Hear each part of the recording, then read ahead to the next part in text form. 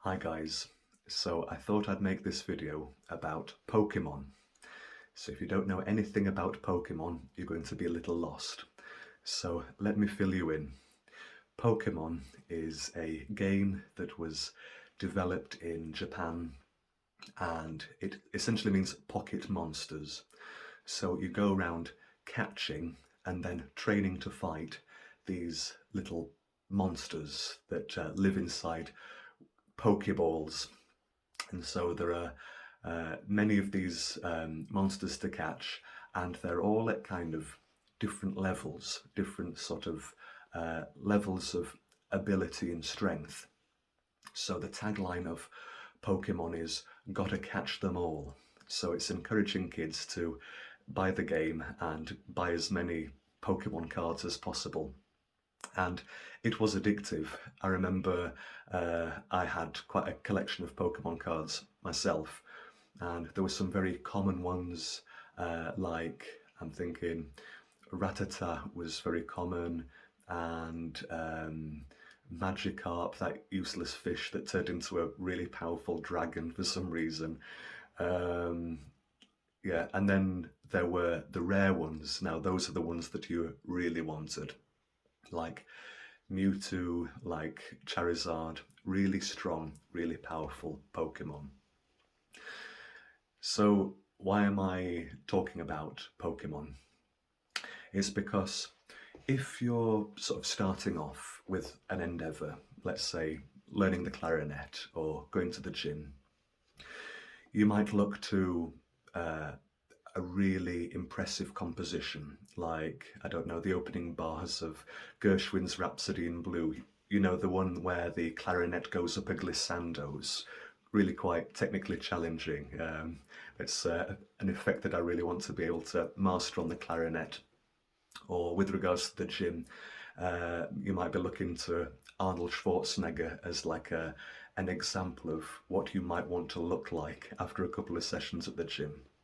And what I'm starting to do is starting to equate those really big goals with the top Pokemon cards, like Mewtwo and Charizard. Like, if you're starting off in the game, in the Game Boy game, if you came across a really powerful Pokemon right at level 1, you would not be able to catch the Pokemon. You would fail.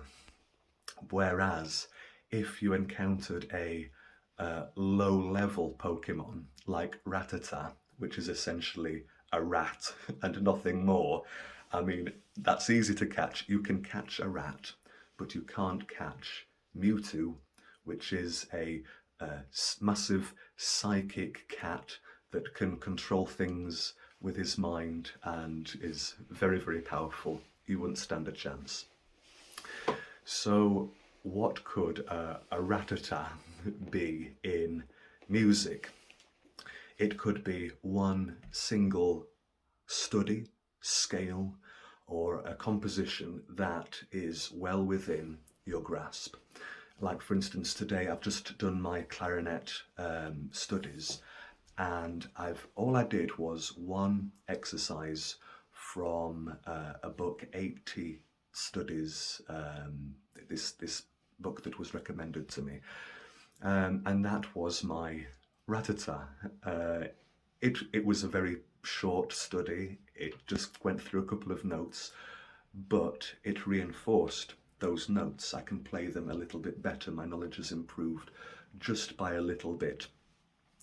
So I'm just about to set off for the gym.